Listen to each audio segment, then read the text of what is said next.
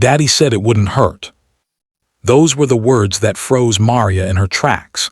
She had been dusting the bookshelves in the large living room, humming softly to herself, when she heard the faint, trembling voice of 8-year-old Lily coming from upstairs. At first, Maria thought Lily was playing with her dolls again. But the shakiness in her tone, the way her words carried a weight no child's voice should ever carry, it sent a chill down Maria's spine. Maria had worked as a live-in maid for the Patterson family for almost a year. She was no stranger to household secrets, every family had them. But something about Lily had always pulled at her heart. The little girl was quiet, reserved, unlike most children her age. While her classmates played outside, Lily often sat alone by the window, her big brown eyes staring at nothing, lost in thoughts far too heavy for someone so young. Maria set the duster aside and tiptoed upstairs. The closer she got to Lily's room, the more clearly she heard the muffled sobs. She paused at the doorway, her heart pounding. Lily sat on the edge of her bed, clutching a stuffed bear so tightly it looked like she was afraid it might run away. Tears stained her cheeks, and her small hands trembled as she pressed them against her legs. "Lily," Maria whispered, stepping in carefully. The child flinched, her wide eyes darting up as though caught doing something forbidden. I didn't mean to be loud," she said quickly, her voice breaking. "Daddy said I'm not supposed to tell." Maria's stomach knotted. She knelt beside the bed and gently reached for the little girl's hand. "Sweetheart, what do you mean? What did Daddy say?" "Daddy said it wouldn't hurt," Lily whispered again, her eyes fixed on the floor. "But it does. It hurts a lot." A lump formed in Maria's throat. She noticed the way Lily was sitting, stiffly, carefully, as though even the smallest movement caused her pain. Her maid's instinct told her this wasn't about a scraped knee or a childhood accident. It was something far darker. "Can you show me where it hurts?" Maria asked softly, her voice trembling despite her effort to stay calm. Lily hesitated, her small body shaking. Then slowly she lifted the hem of her dress. Maria's breath caught. Purple and yellow bruises marred her thin thighs, angry marks that spoke of repeated harm. For a moment Maria couldn't move. Her chest tightened, fury and heartbreak warring inside her. She had seen many things in her life, but nothing prepared her for this. "Who did this to you, Lily?" Maria asked, even though she already feared the answer. Lily's lips quivered, and she whispered the words that shattered Maria's world. "Daddy." The silence that followed was deafening. Maria felt her blood run cold. Her hands shook as she gently pulled Lily into her arms. The child clung to her, sobbing into her chest. Maria wanted to scream, to march into Mr. Patterson's office downstairs and tear him apart. But she knew she had to stay calm for Lily's sake. She stroked the girl's hair and whispered, "It's not your fault, sweetheart. None of this is your fault. I promise I'm going to help you." Maria waited until Lily fell asleep in her arms, exhaustion overtaking her small frame. She carefully laid her down, tucking the bear beside her, then slipped out of the room. Her hands shook as she pulled out her phone. For a moment, she stared at the screen, torn between fear and duty. She was just the maid. What power did she have against a man like Richard Patterson, a wealthy, respected businessman with influence all over town? But then she remembered Lily's bruises, the way she had whispered those words, "Daddy said it wouldn't hurt." With trembling fingers, Maria dialed 911. When the dispatcher answered, Maria's voice shook, but she forced the words out. "This is Maria Alvarez.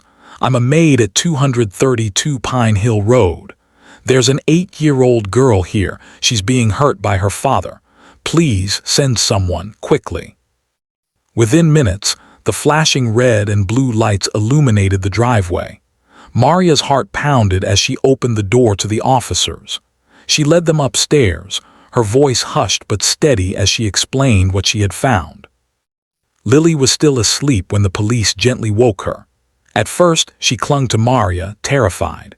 But when the female officer knelt and spoke softly, assuring her that she was safe now, Lily finally nodded.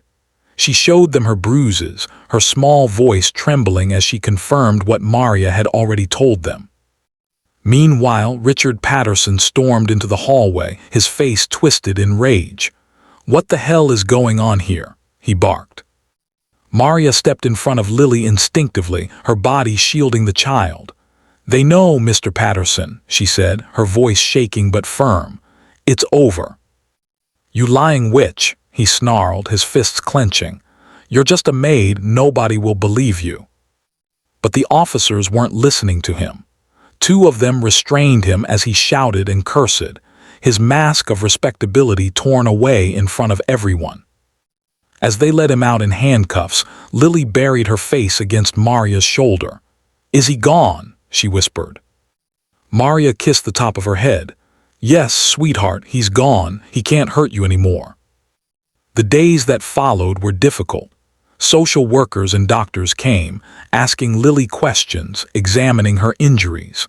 Maria stayed by her side through it all, refusing to let the girl feel alone. She became the child's anchor, the steady hand in a storm that threatened to swallow her whole.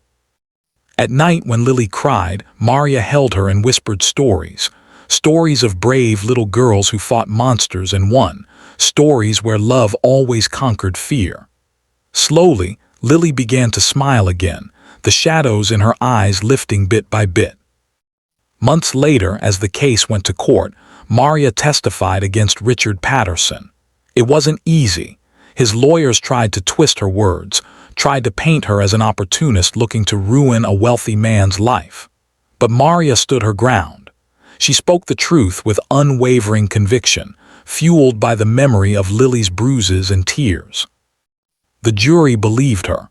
Richard Patterson was sentenced to prison, his reputation destroyed, his freedom stripped away. Justice at last had been served. When the verdict was read, Maria looked over at Lily, who sat holding her foster mother's hand. The little girl's eyes met hers, and for the first time, Maria saw something new there, hope. Afterward, Lily ran up and hugged her tightly. "Thank you for saving me," she whispered. Maria hugged her back, tears streaming down her face. "You saved yourself, sweetheart. You were brave enough to tell. I just listened." Years passed, and though life was not without its scars, Lily grew into a strong, resilient young woman. She carried her pain like a badge of survival, using her voice to advocate for other children who had been silenced. And through it all, she never forgot the woman who had held her when her world was falling apart. Maria, too, carried the memory of that night. The night she chose courage over fear. The night she protected a child and changed her life forever. Because sometimes, heroes aren't the ones with capes or fame. Sometimes, they're just ordinary people who refuse to stay silent when it matters most. And Maria would always remember the words that had started it all. Daddy said it wouldn't hurt. But thanks to one woman's courage, Lily learned the truth. Pain doesn't last forever, and love can heal even the deepest wounds.